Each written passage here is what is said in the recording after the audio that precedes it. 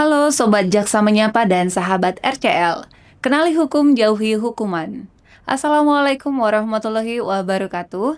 Salam sejahtera bagi kita semua. Om Swastiastu, Namo Buddhaya, salam kebajikan.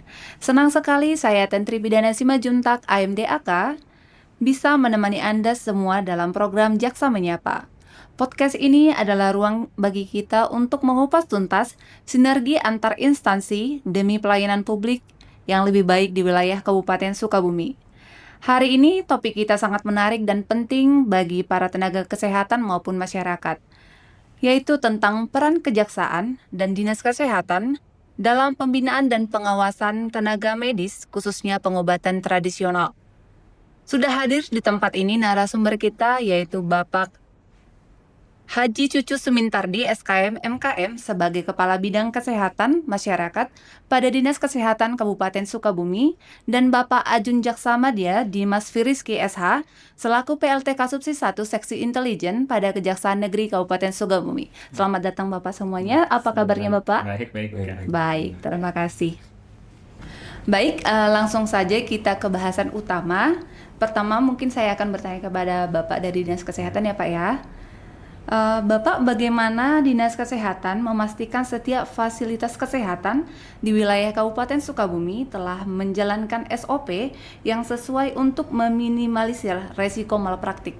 Baik, untuk Dinas Kesehatan Kabupaten Sukabumi, jadi kita punya regulasi tentang bagaimana pelaksanaan kegiatan kesehatan. Itu Undang-Undang Nomor 17 Tahun 2023, dan kemudian pelaksanaannya ada di PP Nomor 28 tahun 2024.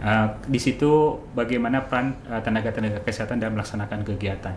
Juga kami ada SOTK di Perbub yang dikeluarkan oleh pemerintah Kabupaten Sukabumi. Bagaimana kita membina, kemudian melaksanakan pengawasan juga terhadap teman-teman di lapangan bagi tenaga-tenaga kesehatan yang melakukan kegiatan pelaksanaan kegiatan kesehatan di lapangan. Baik, terima kasih Pak. Seiring dengan berlakunya regulasi terbaru seperti Undang-Undang Nomor 17 Tahun 2023 tentang kesehatan, kewenangan formal pengawasan pengobatan tradisional ini sangat melekat pada instansi Dinas Kesehatan ya Pak ya. Mengingat luasnya Kabupaten Sukabumi, bagaimana Dinas Kesehatan memantau praktik-praktik ini agar masyarakat terhindar dari resiko malpraktik Pak? Di Kabupaten Sukabumi memang sangat luas sekali ya. Jumlah penduduknya 2,8 juta, kemudian luas wilayah sangat luas. Maka kami juga memang ada jaringan-jaringan kami. Jadi kami punya puskesmas, yaitu ada 58 puskesmas dari 47 kecamatan. Nah, peran di tiap puskesmas itu mempunyai petugas batra, pengobat tradisional, kemudian juga ada pemegang program jaringan jejaring.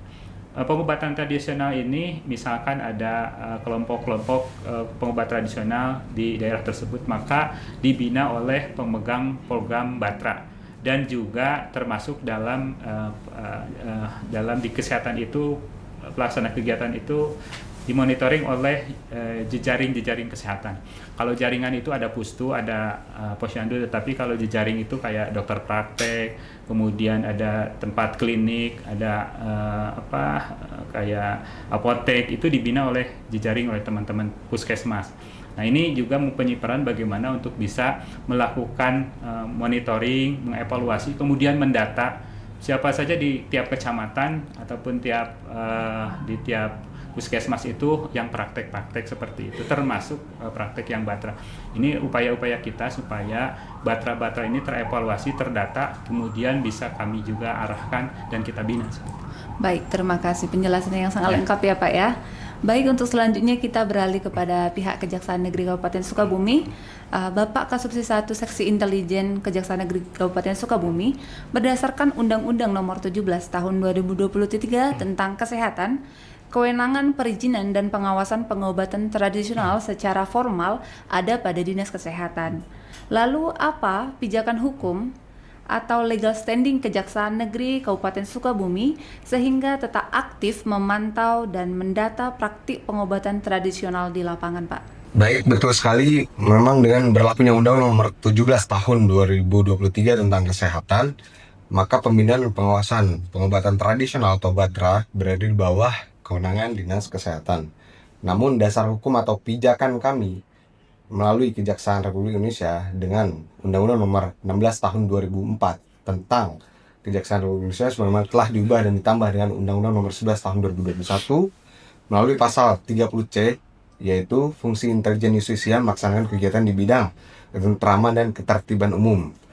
Dengan dilanjutkan melalui Pedoman Jaksa Agung Nomor 21 Tahun 2021 tentang intelijen penegakan hukum, kami diwajibkan untuk melakukan deteksi dini atau upaya preventif ancaman, gangguan, hambatan, dan tantangan atau AGHT, seperti contohnya apabila ada pengobatan praktik tradisional yang tidak berizin, membahayakan nyawa orang lain, dan adanya unsur spiritual yang menyimpang, maka dengan melalui kewenangan intelijen, hal itu merupakan sangat potensi untuk mengganggu ketertiban dan ketentraman umum, sehingga itulah dasar hukum kami dalam tindakan upaya preventif melalui pengobatan tradisional ini. Ya, baik. Berarti dengan berlakunya Undang-Undang Nomor 17 Tahun 2023 tentang kesehatan, tidak serta-merta membuat Kejaksaan Negeri langsung lepas tangan ya Pak ya terhadap pengobatan tradisional. Mungkin mekanismenya saja yang sudah berbeda ya Pak ya. Baik, kita lanjut ke pertanyaan kepada Bapak Dinas Kesehatan lagi ya Pak ya. Jika nanti ada laporan masyarakat mengenai klinik tradisional yang diduga melakukan tindakan yang membahayakan atau terindikasi malpraktik, bagaimana mekanisme penanganannya melalui Kejaksaan dengan Dinas Kesehatan, Pak? Baik, Bu Tentri, kami sampaikan untuk Dinas Kesehatan mungkin apabila terjadi masalah di lapangan seperti itu, maka kami masih berpijak ke Permenkes 61 tahun 2016 bahwa kita akan menelusuri apakah sebesar apa masalah yang memang malprakteknya tersebut. Apabila menyangkut itu hal administrasi, maka kami akan melaksanakan teguran maupun nanti pencabutan STPT. Jadi ada surat terdaftar sebagai penyiar tradisional yang dikeluarkan oleh Dinas Badan Perizinan Terpadu, dan itu akan dicabut. Tetapi apabila sudah itu ke ranah hukum atau hal-hal yang membahayakan masyarakat dan sebagainya, maka kita akan berkoordinasi dengan lintas sektor di lapangan, misalkan dengan desa, dengan kecamatan maupun dengan instansi terkait, dan juga mungkin akan berkoordinasi dengan aparat penegak hukum, baik itu dengan kejaksaan maupun dengan kepolisian. Ya. Baik, berarti penjelasannya sangat rinci ya Pak ya. Kita jadi paham bahwa di balik pelayanan kesehatan yang prima, ada sistem pembinaan yang terintegrasi antara Dinas Kesehatan dan Kejaksaan Negeri Kabupaten Sukabumi untuk memastikan semuanya berjalan di koridor yang tepat ya Pak ya. Baik Bapak-Bapak, terima kasih untuk poin-poin yang telah disampaikan di segmen pertama. Kita akan segera kembali setelah jeda singkat untuk membahas isu yang lain yang tak kalah penting. Tetaplah bersama kami di podcast Jaksa Menyapa.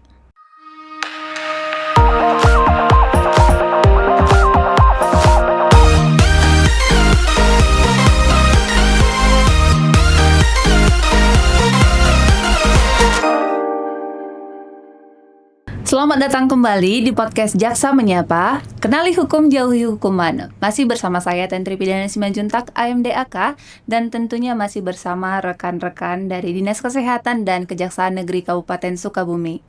Kita akan langsung masuk ke pertanyaan segmen ini, yaitu segmen kedua ya Pak ya.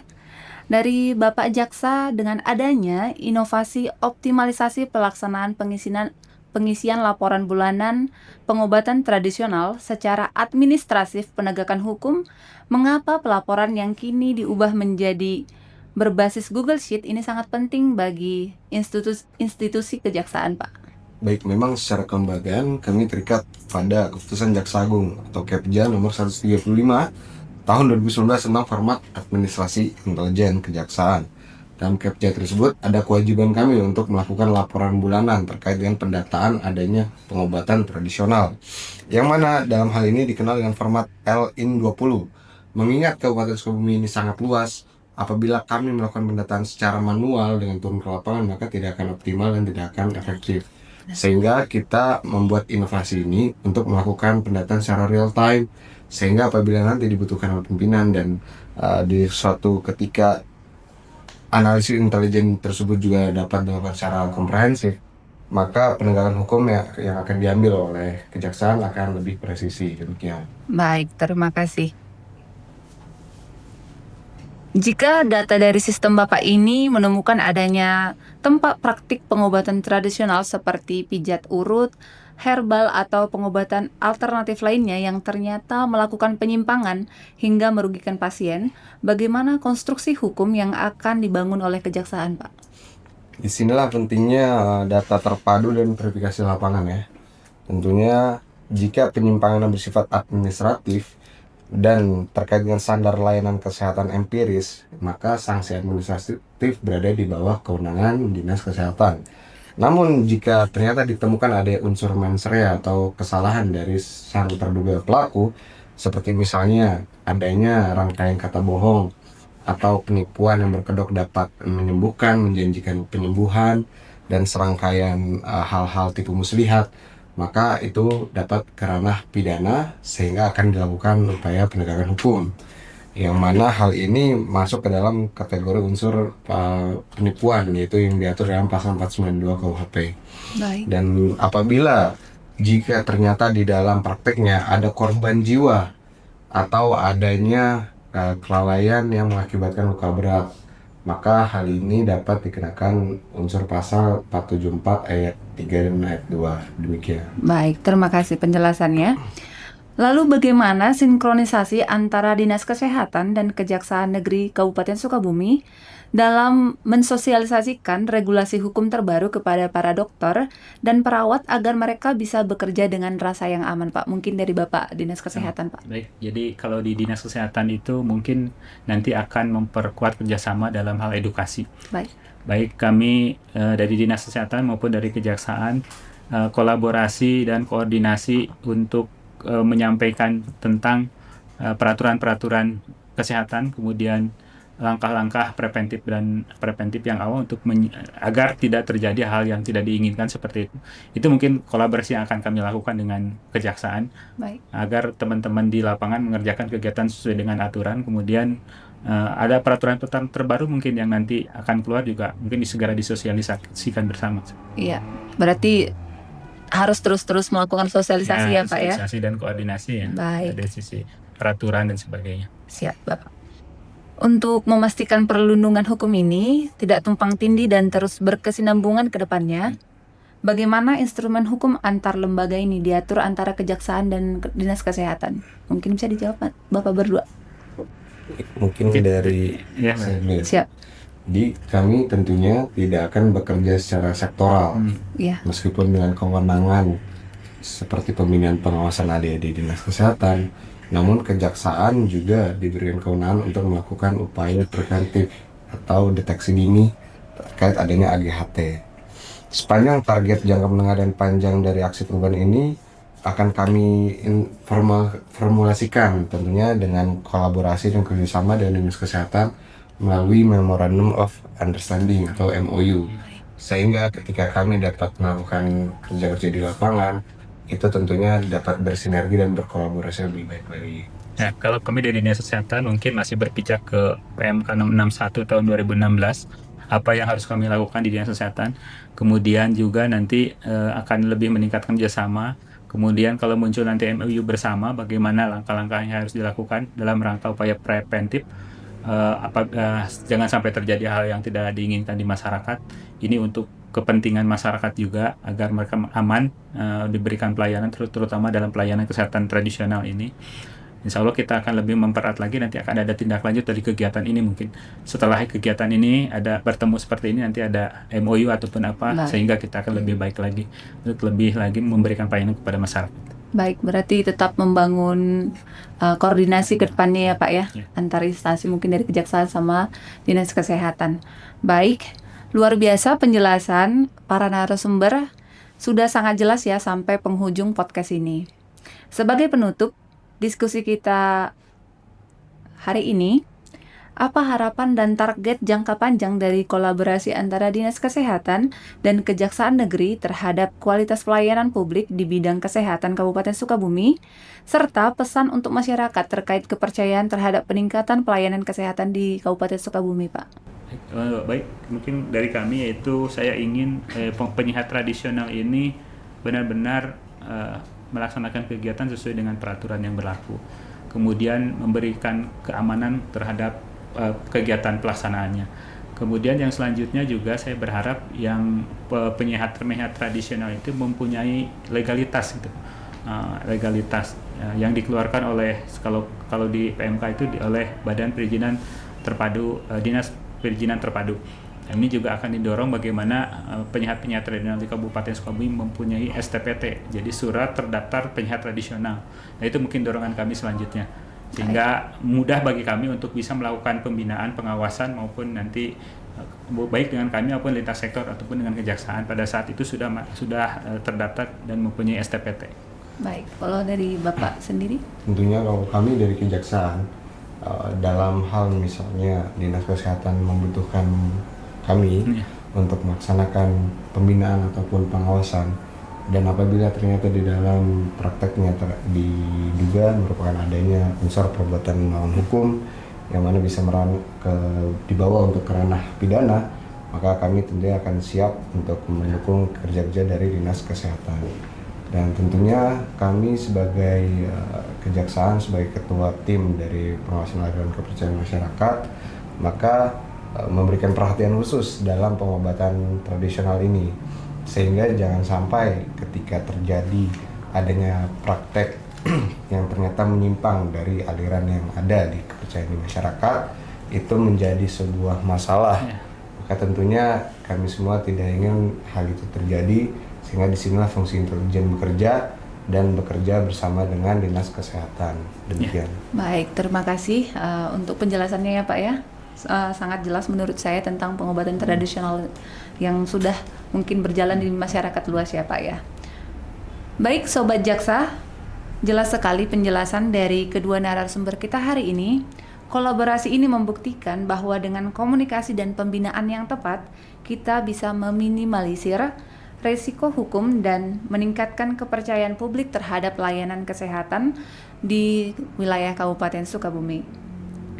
Kesimpulan yang bisa kita ambil adalah pengawasan bukan untuk mencari kesalahan, melainkan bentuk kasih sayang antara negara kepada masyarakat dan tenaga medis khususnya, agar bisa bekerja dengan aman dan masyarakat mendapatkan layanan yang nyaman dan lebih baik ke depannya. Terima kasih banyak kepada para narasumber dari Kejaksaan Negeri Kabupaten Sukabumi dan dari Dinas Kesehatan Kabupaten Sukabumi atas ilmu dan penjelasan yang telah diberikan. Saya Tentri Pidana Simanjuntak, AMDAK, pamit undur diri. Tetap sehat, tetap patuhi aturan, dan tentunya kenali hukum, jauhi hukuman. Sampai jumpa di podcast Jaksa Menyapa selanjutnya.